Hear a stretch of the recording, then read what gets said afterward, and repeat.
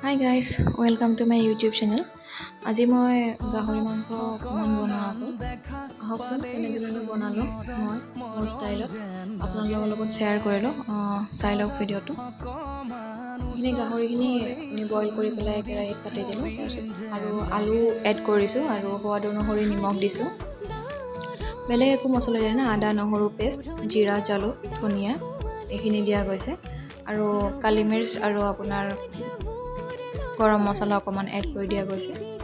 এয়া বিলাহী দিলোঁ আৰু বাকী মছলা যিখিনি আপোনাক মই ক'লোঁ সেই মছলাখিনি এড কৰিছিলোঁ আৰু বাকী এইখিনি হৈ যোৱাৰ পিছত ধনিয়া অকণমান কাটি দি পেলাই হৈয়ে যাব।